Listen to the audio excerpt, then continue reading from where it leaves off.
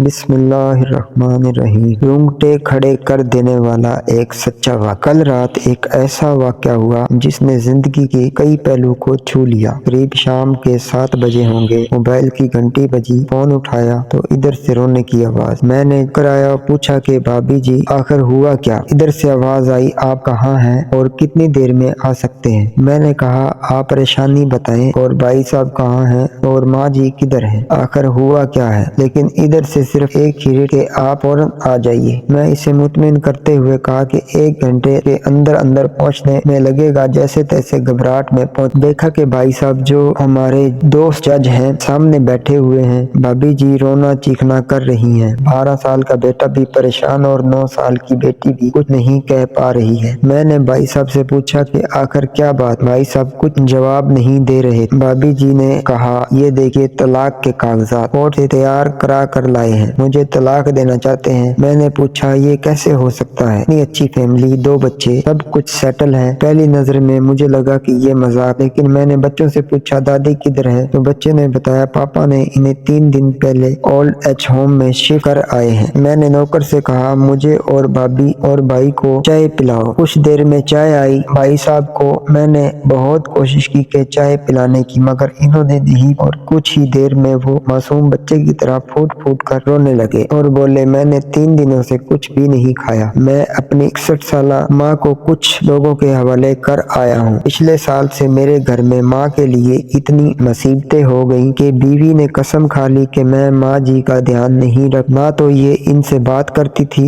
اور نہ میرے بچے ان سے بات کرتے۔ روز میرے کورٹ سے آنے کے بعد ماں بہت روتی، نوکر تک بھی ان سے خراب طرح سے پیش آتے تھے اور اپنی من مانیاں کرتے تھے۔ ماں نے 10 دن پہلے بول دیا تو مجھے اولڈ ایج ہوم میں ڈال دے۔ میں نے بہت کوشش کی پوری فیملی کو سمجھانے کی، لیکن کسی نے ماں سے سیدھے منہ بات۔ جب میں 2 سال کا تھا تب ابو انتقال کر گئے۔ میں نے دوسروں کے گھروں میں کام کاج کر کے مجھے پڑھایا، اس قابل بنایا کہ میں آج ایک جج ہوں۔ لوگ بتاتے ہیں کہ ماں دوسروں کے گھر کام کرتے وقت کبھی بھی مجھے اکیلا نہیں چھوڑتی۔ اس ماں کو آج اولڈ ایج ہوم میں چھوڑ آیا ہوں۔ میں اپنی ماں کی ایک ایک دکھ کو یاد کر کے تڑپ رہا ہوں جو انہوں نے صرف میرے لیے اٹھائے۔ مجھے آج بھی یاد ہے جب میں میٹرک کے امتحان دینے والا تھا، میری ماں میرے ساتھ ساری رات بیٹھی رہتی۔ ایک بار جب میں اسکول سے گھر آیا تو ماں کو بہت زبردست بخار میں مبتلا پایا، پورا جسم گرم اور تپ رہا تھا۔ میں نے ماں سے کہا تجھے تیز بخار ہے؟ تب ماں ہنستے ہوئے بولی ابھی کھانا بنا کر آئی ہوں اس لیے گرم ہے۔ لوگوں سے ادھار مانگ کر مجھے یونیورسٹی سے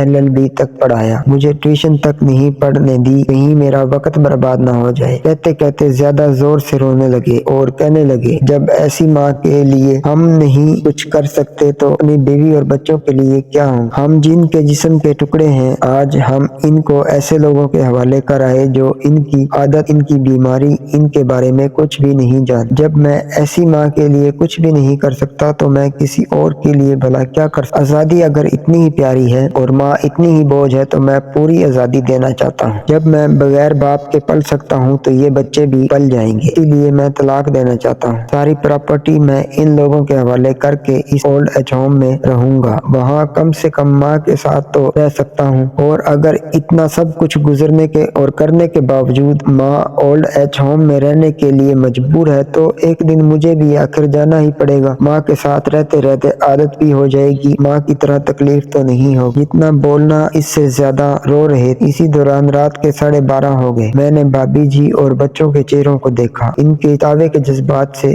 ابھرے ہوئے چہرے۔ میں نے ڈرائیور سے کہا ابھی ہم لوگ اولڈ ایج ہوم چلیں گے۔ بھابی جی، بچے اور ہم سارے لوگ اولڈ ایج ہوم پہنچ۔ بہت زیادہ درخواست کرنے پر گیٹ کھلا۔ بھائی صاحب نے گیٹ کیپر کے پیر پکڑ لیے، بولے میری ماں ہے، میں اسے لینے آیا ہوں۔ چوکیدار نے پوچھا کیا کرتے ہو صاحب؟ بھائی صاحب نے کہا میں ایک جج ہوں۔ اس چوکیدار نے کہا جہاں سارے ثبوت سامنے ہیں تب تو آپ اپنی ماں کے ساتھ انصاف نہیں کر پائے، اوروں کے ساتھ کیا انصاف کرتے ہوں گے صاحب؟ اتنا کہہ کر ہم لوگوں کو وہیں روک کر وہ اندر چلا گیا۔ اندر سے ایک عورت آئی جو وارڈن نے بڑے زہریلے الفاظ میں کہا 2 بجے رات کو آپ لوگ لے جا کے کہیں سے مار تو نہیں دیں گے؟ میں اللہ کو کیا جواب دوں گی؟ میں نے وارڈن سے کہا بہن آپ یقین کیجئے یہ لوگ بہت آوے میں جی رہے ہیں، آخر میں کس طرح ان کے کمرے میں لے گئے۔ کمرے کا جو نظارہ تھا ان لفظوں میں بیان کرنا مشکل ہے۔ صرف ایک فوٹو جس میں پوری فیملی ہے، وہ بھی ماں کے بغل میں جیسے بچوں کو سلا رکھا रखा है। मुझे देखी तो इसे लगा कहीं बात ना खुल जाए, लेकिन जब मैंने कहा हम लोग आपको लेने आए हैं, पूरी फैमिली एक दूसरे से लिपट कर रोने लगी। आसपास के कमरों में से भी और बुजुर्ग थे, सब लोग जाकर बाहर तक आ गए। इनकी भी आंखें नम। कुछ वक्त के बाद चलने की तैयारी हुई। पूरे ओल्ड होम के लोग बाहर तक आए। इस तरह हम लोग ओल्ड एज होम के लोगों को छोड़ पाए। सब लोग इस उम्मीद से देख रहे थे शायद इन्हें भी कोई लेने आए। रास्ते भर बच्चे और भाभी जी तो चुपचाप रहे, मगर माँ और भाई साहब पुरानी बातें याद कर करके रो रहे। घर आते आते तकरीबन रात के 3:45 हो। भाभी जी भी अपनी खुशी की चाबी कहाँ है ये समझ गई थी। मैं भी अपने घर को चल दिया, लेकिन रास्ते भर वो सारी बातें और नजारे आंखों में घूमते रहे। माँ सिर्फ माँ है, इसको मरने से पहले ना मारे। माँ हमारी ताकत है, ये कमजोर नहीं होने दे। अगर वो कमजोर हो गई तो सकाफत की रीढ़ कमजोर हो जाएगी, और बिना रीढ़ का माशरा कैसे होता है ये किसी से छुपा हुआ नहीं है। अगर आपके आसपास या रिश्तेदारों में इस तरह का कोई मसला हो तो इन्हें ये जरूर पढ़वाएं और अच्छी तरह समझाएं। कुछ भी करें, लेकिन हमें जन्म देने वाली माँ को बेघर बेसहारा नहीं होने दें। अगर माँ की आंख से आंसू गिर गए हों तो ये कर्ज कई सदियों तक रहेगा। यकीन माने सब होगा तुम्हारे पास, लेकिन सुकून नहीं हो। सुकून सिर्फ माँ के आंचल में होता है। इस आंचल को बिखरने मत देना। इस दिल को छू लेने वाली दास्तान खुद भी पढ़ें और अपने बच्चों को भी पढ़ाएं, ताकि इबरत हासिल कर